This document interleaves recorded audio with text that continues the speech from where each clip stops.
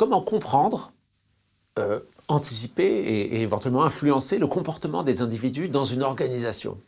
Il y a un cas réel extrêmement intéressant qui est livré par Yves Morieux du BCG. Ça se passe dans une chaîne d'hôtels, avec plein de petits hôtels assez proches les uns des autres géographiquement sur un territoire.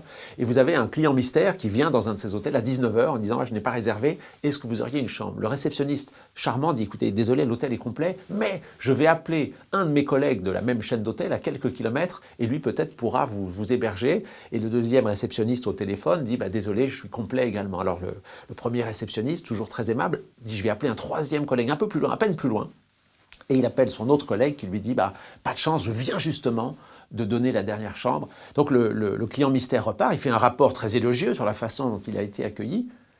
Mais quand la direction de la chaîne d'hôtel regarde les systèmes d'information, elle se rend compte qu'en fait le troisième réceptionniste, il lui restait une chambre.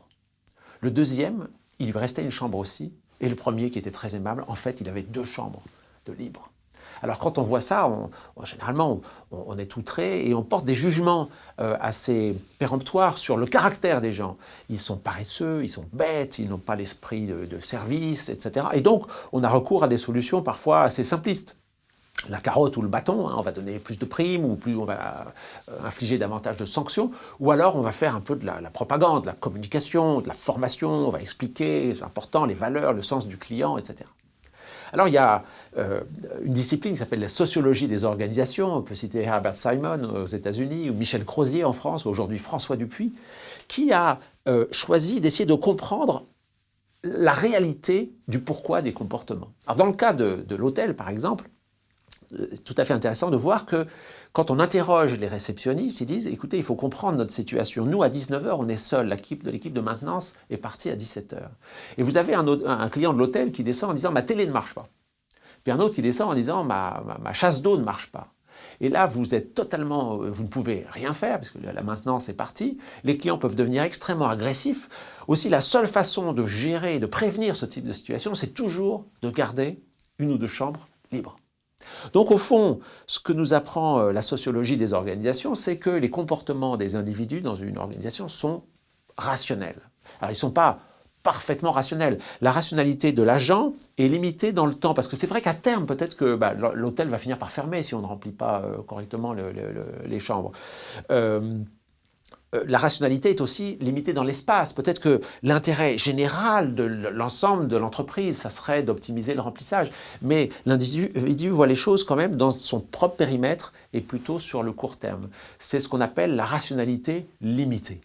Alors quand on comprend ça, on comprend l'intérêt d'un outil qui s'appelle la matrice des ressources et qui permet de mieux comprendre les stratégies possibles pour faire évoluer le jeu des individus dans une organisation.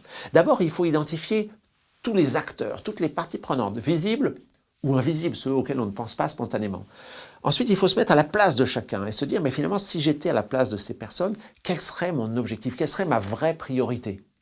Troisièmement, essayer de comprendre d'où chacun des acteurs tire son pouvoir. Par exemple, le réceptionniste, dans notre cas, le client ne sait pas qu'il y a des chambres libres, mais la direction ne sait pas qu'il y a un client dans le hall, donc il a un pouvoir d'information qui lui donne la possibilité de faire des choses. Mais en même temps, il a des contraintes. Par exemple, il n'a aucun moyen de faire revenir la maintenance le soir. Et donc, une fois qu'on a compris la priorité, la ressource, la contrainte, on comprend le comportement, on comprend la stratégie des acteurs. Et ensuite, on peut voir comment on peut infléchir éventuellement ces comportements. Par exemple, dans le cas de la chaîne d'hôtels, se dire, si on fait évaluer le service de la maintenance par les réceptionnistes, la maintenance aménagera ses horaires pour pouvoir intervenir le soir en cas de nécessité, et tout le monde aura intérêt, au fond, à apporter le meilleur service aux clients. Alors, cette théorie de la rationalité limitée, ça peut peut-être vous inciter, vous en tant que leader, à vous poser 3 questions.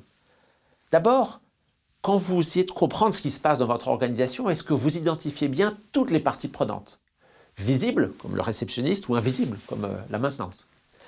Deuxièmement, est-ce que vous parvenez à vous abstenir de porter des jugements un petit peu définitifs sur le caractère, les défauts des gens, et vous essayez de vous mettre vraiment à leur place pour comprendre leurs priorités, leurs ressources, leurs contraintes, et au fond les comportements que vous adopteriez probablement à leur place.